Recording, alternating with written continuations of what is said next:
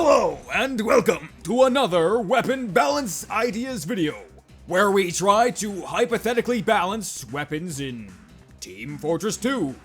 I'm your host, me.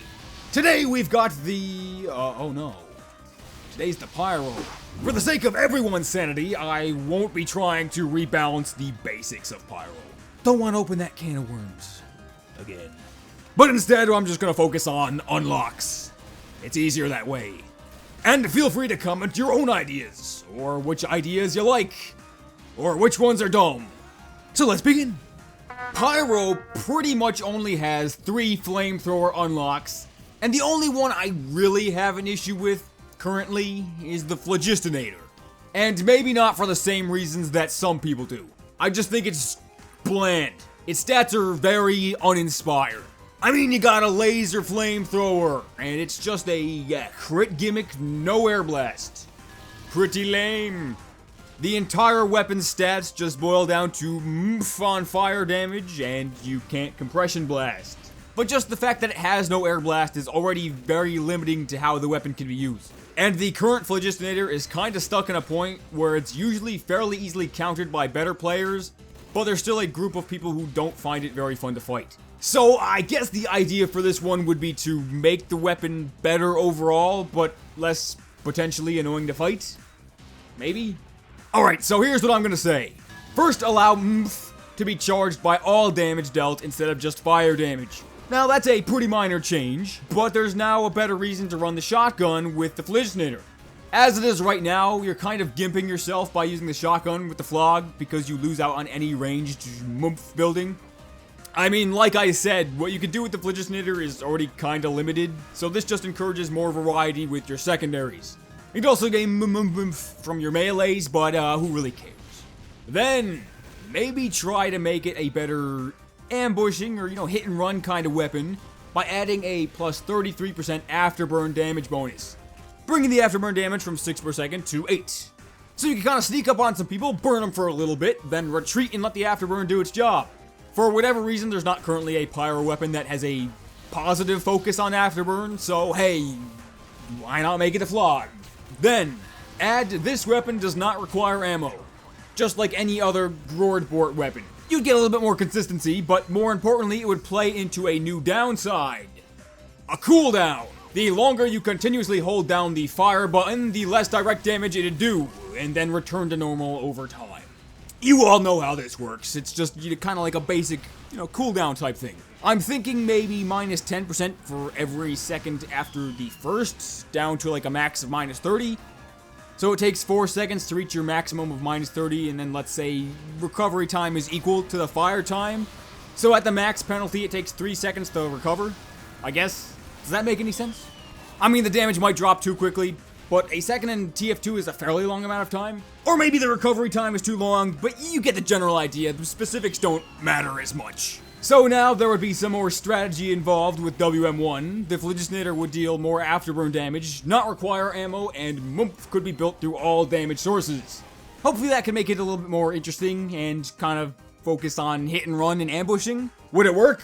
I don't know, it's just a hypothetical. Jeez. Alright, I talked about the Phlogistinator for long enough. Now let's go to an easy one. The Detonator is kinda outclassed by the Scorch Shot when it comes to spammability. So why not bring some more attention to the thing the Detonator does better? The thing that makes it unique. Increase the jump height. Just slightly, it doesn't have to be a huge amount. Let's say to where I can just get on top of this thing on Gorge. The current Detonator jump is decent and it can be pretty helpful on some maps, but it could be better. Give Pyro just a little more vertical mobility. And put the increased self-push force in the description. I don't know why that's not there. Would a new player know to just shoot themselves in the feet and jump?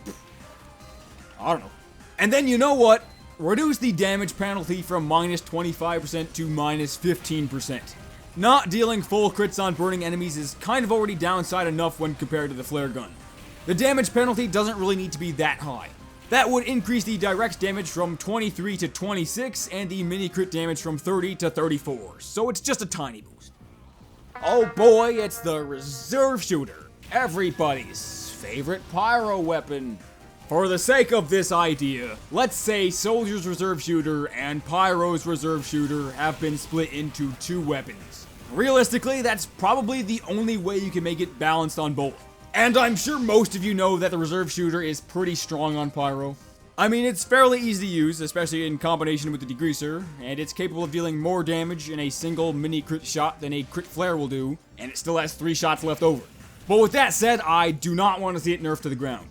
Just, toned down.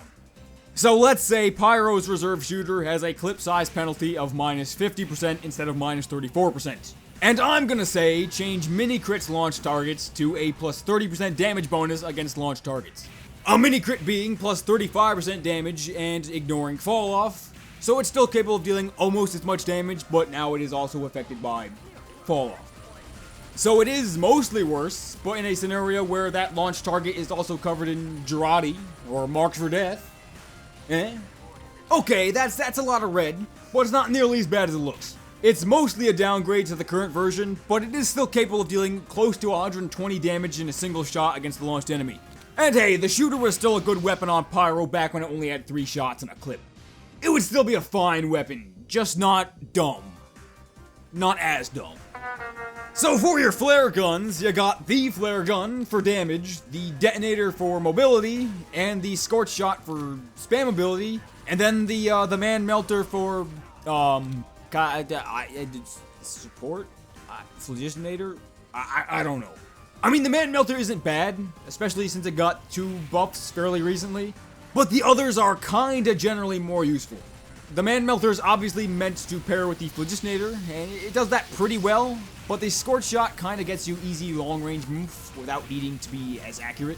And the regular Flare Gun's crits are more consistent and don't require the other team to have another Pyro.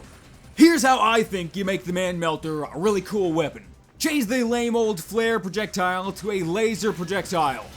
When the update page came out for the Christmas 2011 update, it was really kinda unclear as to what kind of weapon the Manmelter actually was. I kind of assumed it shot lasers like the Righteous Bison because it even said they weren't reflectable. Which was a lie. They always were. A laser that lights people on fire would be way more fun. Have it penetrate enemy targets, actually be unable to be deflected, and deal 80% less damage to buildings. And for the sake of time, let's say its damage and projectile speed are the same as pre-Meteor Match's Righteous Bison. So think of it kinda like a one-shot Righteous Bison that ignites enemies and extinguishes teammates. It would deal laser damage and be able to ignite multiple enemies, but it kinda lacks the close-range hit scan damage that the shotgun gives and the combo ability of the flare guns. But you also get crit lasers for extinguishing people, and crit lasers are scary. And you also get a Pyro secondary that isn't a shotgun or a flare gun. Honestly, I kinda think this is how the weapon always should have been. But hey, maybe there are some super huge Manmelter fans who disagree. The Axtinguisher, more like the Hacktinguisher. Am I right, folks? The current state of the Axtinguisher is kinda sad. It went from being a weapon that at one point most Pyros had equipped to a one that's very rarely seen. Like, I get what they're trying to do with the changes they made, but they went a bit overboard with those downsides. The 75% slower deploy. The previous versions were very powerful with the Degreaser because of how fast you could take it out, but did it really need to be 75% slower? With the time it takes to actually take out, you'd be better off just using your flamethrower. Most of the time. I'm gonna say drop that to minus 50% slower and reduce the damage penalty from minus 33% to minus 25%. That brings the base switch to speed from 0.875 seconds to 0.75 seconds and the crit damage from 131 to 146. So it is still trickier to use than the old Axtinguisher, but it's quite a bit better than the current one. Easier to use and you get more damage when you use it right. So, why does the Sharpened Volcano Fragment exist? I know it was a promotion for a game, but what purpose does it have? It lights people on fire. Whoa, hang on a second. The flamethrower does that. A flare gun does that. Both from a range, or more range at least.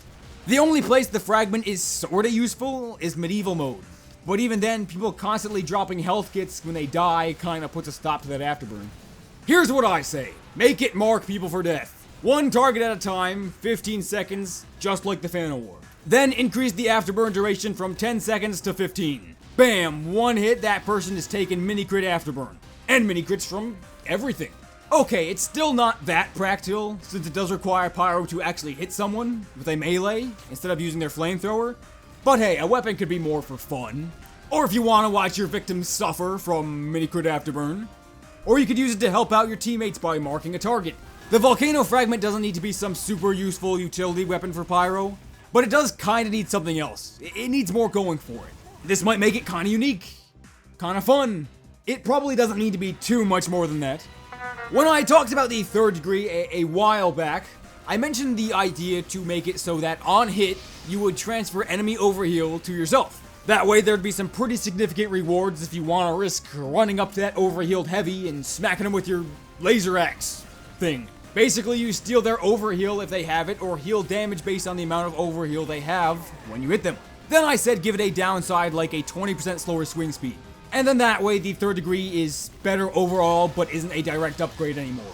Funny how that works. But when I talked about this before, I actually kind of broke a personal rule I have when it comes to balance ideas.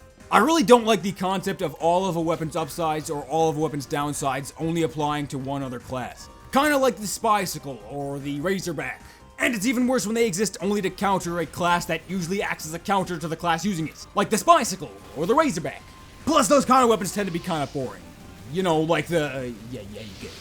But the upsides of this third degree would only really apply when the other team has a medic. So I was thinking, why not go with the whole health theme it had going for it, and give the third degree a +3 health regenerated per second when active, just like the Amputator, and the additional downside of a 30% slower holster. And that way you could just take out your melee and heal off some damage for a few seconds. Unlike Medic, you don't have regular health regeneration, so it's just 3 health per second. So you could have it out for 10 seconds and you'd only heal 30 HP. But still, that's 30 HP. Not bad.